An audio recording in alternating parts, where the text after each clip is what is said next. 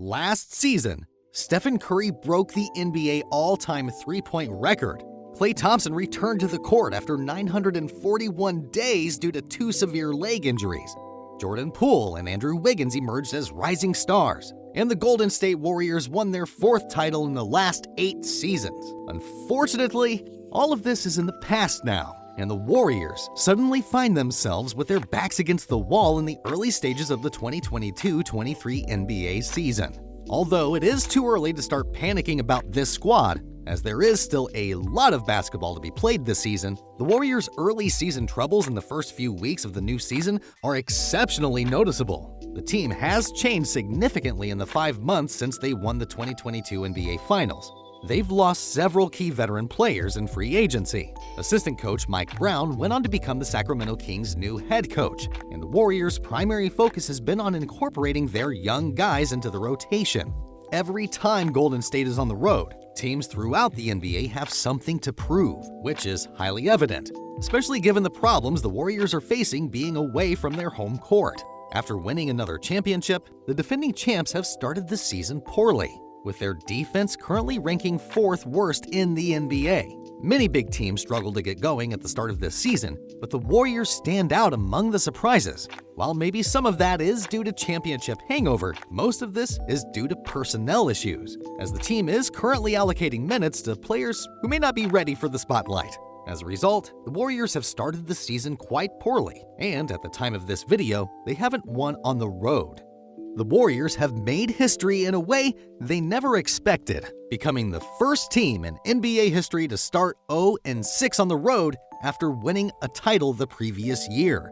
So, what is really the cause of this disastrous start that the defending champs are having? Let's talk about their defense. With all of the attention and praise the Warriors have received for their offense throughout the years, their defense has frequently gone unnoticed. They've been a fantastic defensive team for much of this historic run, with Draymond, Klay Thompson, Andre Iguodala, and Andrew Wiggins in their ranks. But there's been some massive regression on that end of the floor this season. The Golden State Warriors now have the 3rd worst defense in the NBA. It has gotten to the point where the Warriors are allowing the most points per game this season. If you're wondering how bad their defense is, look closely into these numbers. Highest opponent's points per game in 2022-23. Indiana Pacers, 117.2. 5th, Houston Rockets, 117.8. 4th, Detroit Pistons, 118.4. 3rd, San Antonio Spurs, 118.8. 2nd, and the Golden State Warriors, 119.2. 1st. None of the other 4 teams are expected to make the playoffs this season, demonstrating how terrible the Warriors' defense has been. Draymond remarked that their offense is destroying their defense, and while that is true, they simply need to put in more defensive effort. In addition, with a defensive rating of 116.19, the Golden State Warriors are currently the 3rd worst defensive team in the NBA. The next thing that's causing the Warriors' wins is their supposedly key players are not playing well. First, 3rd-year center James Wiseman, whom the Warriors selected with the 2nd overall pick in the 2020 NBA Draft, is no longer in the starting lineup. In fact, they've elected to send him to the G League for an extended period. In under 14 minutes a game, Wiseman only managed to score 7.3 points, grab 4 rebounds, and dish out 0.7 assists. Given that he missed the entire 2021-2022 season, it is unsurprising that he isn't finishing as effectively around the basket this year. Still, the more significant problems are his poor defense and inability to understand head coach Steve Kerr's approach. That's evidenced by the Warriors being 27.3 points worse per 100 possessions while Wiseman is on the floor during the non-garbage time. The Warriors basically bleed points when the center is on the court, so Kerr sidelined him until he improved in practice.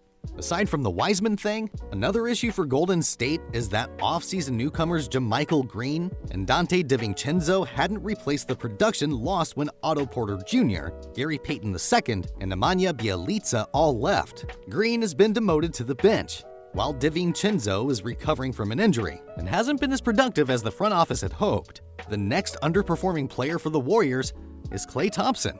Recently against the Kings, Thompson shot below 40% from the field, making 6 of 16, or 37.5%.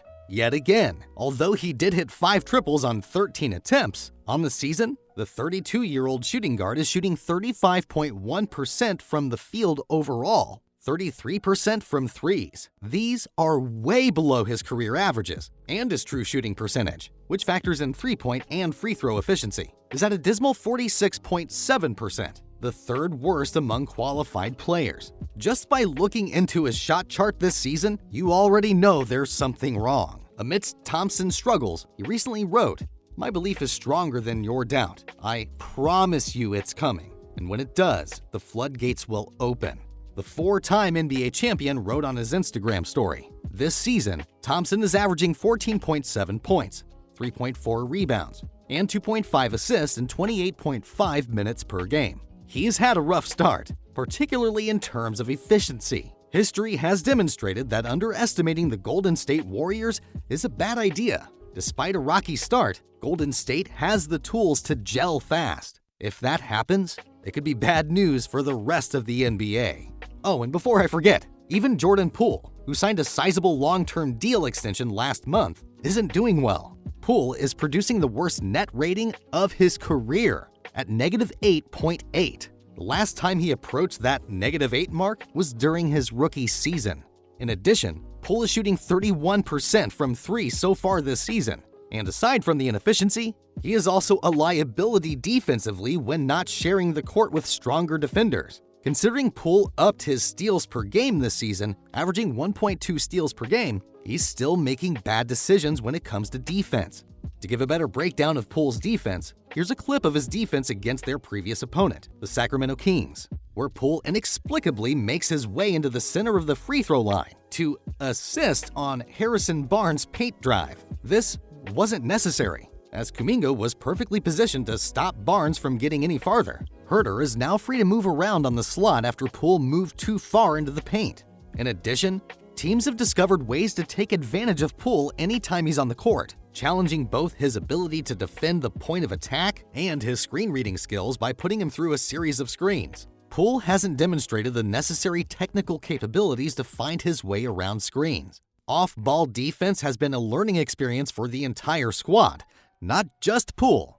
Targeting the Warriors' weakest links entails more than just setting up ball screens and drawing them into direct engagements. Based on all those breakdowns, it's evident that the Golden State Warriors are still working through the talents they lost last year. Mike Brown, the team's defensive coordinator, is gone. Gary Payton II and Juan Toscano-Anderson, who both would always bring excellent perimeter defense and great energy, are gone. It is lacking in Porter and Damian Lee, who would take and make difficult shots off the bench. It also lacks Nemanja Bjelica, who is effective as a backup center. In order to reach the championship level they expect to be at, the Warriors must address all these issues. And with a player like Steph Curry, who has excelled despite his team's bad start, there is always hope that the Warriors will turn things around in their next game. Curry's performance has been the only consistency so far this season, and if he maintains his current pace, it is expected that the others will start to follow. In reality, the Warriors can make up for what they lost. However, it can be difficult to translate talent into a particular role. It is obvious that the Warriors cannot find their best selves by carrying on in the same manner as they have to this point in the season. So, it's time to make some changes. It's time to strengthen physically and emotionally. It's time to ditch the past and focus on the present.